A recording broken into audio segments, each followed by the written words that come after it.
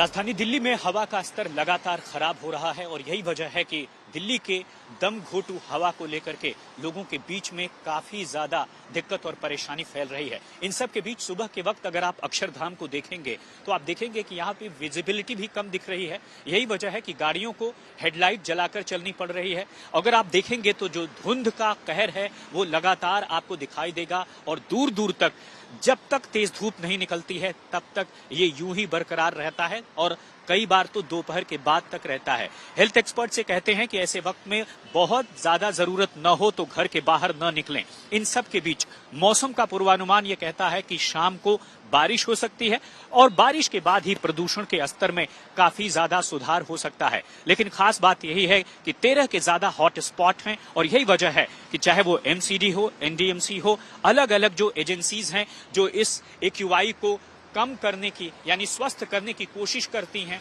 वह लगातार चाहे सड़कों की सफाई हो, एंटी स्मॉग गन लगाना हो। एक आंकड़े के तहत तकरीबन 300 से ज्यादा एंटी स्मॉग गन दिल्ली के अलग अलग इलाकों में लगाई गई हैं। बावजूद इसके जो अधिकतर इलाके हैं वो आज भी सीवियर कैटेगरी में बने हुए हैं। तो तस्वीरें साफ बयां करती हैं कि किस तरह से राजधानी इस वक्त उसका दम घुट रहा है, लेकिन उसे बचाने के लिए जितने प्रयास एजेंसियों की तरफ से हो रहे हैं वो नाकाफी हो रहे हैं। और यही वजह है कि सुप्रीम कोर्ट लगातार इस पूरे मामले पर जो है बहुत सख्त रुख अख्तियार किए हुए है और सुप्रीम कोर्ट ने कहा है कि पराली तो जल ही रही है, ऐसे में उसे रोकना बहुत जरूरी है। यही वजह है कि जब जब पड़ोसी राज्यों में पराली जलती है तब तब दिल्ली के लोगों का दम घुटता है।